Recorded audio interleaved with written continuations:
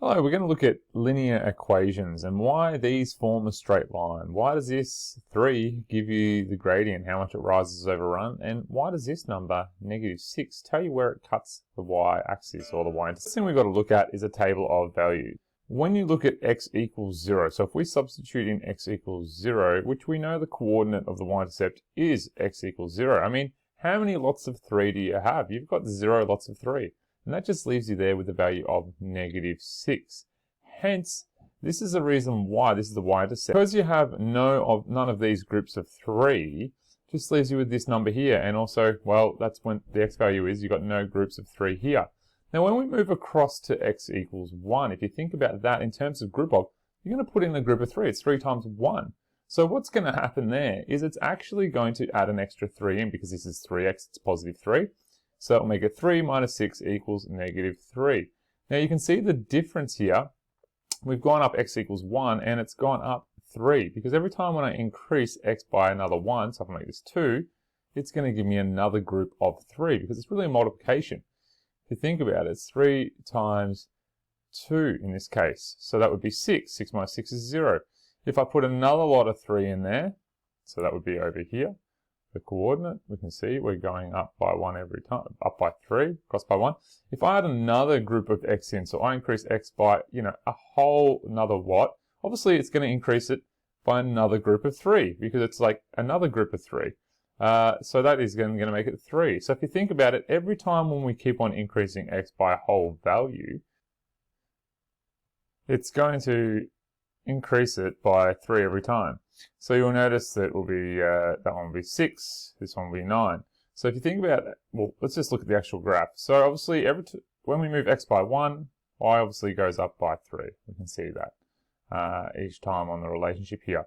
And that's why we graph it, because x, well, actually, if you look at the equation says, well, y will equal. Let's just think about what this number is going to equal. It's going to be 3 amounts of every x minus 6.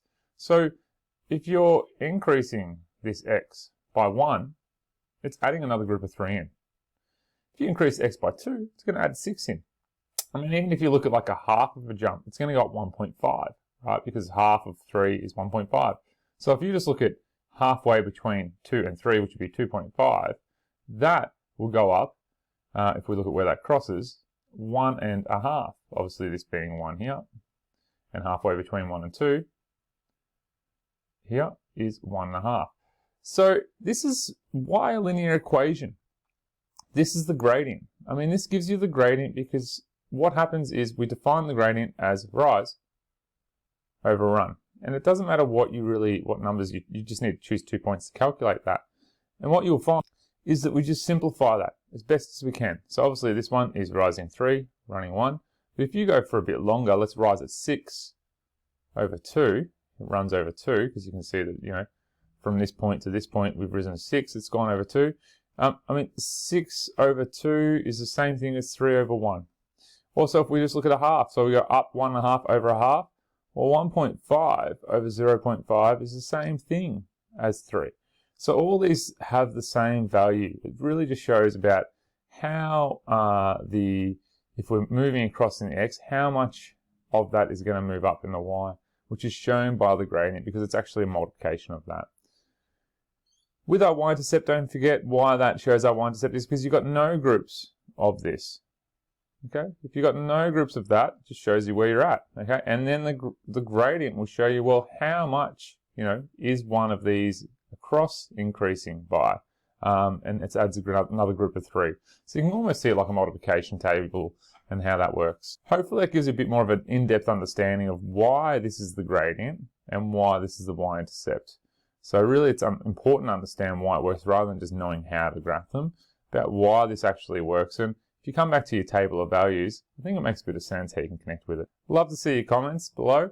Good luck. It is a challenging concept, but just try and really think about why it maps out that way. It is just a multiplication at the end of the day, and it just shows the relationship between two variables.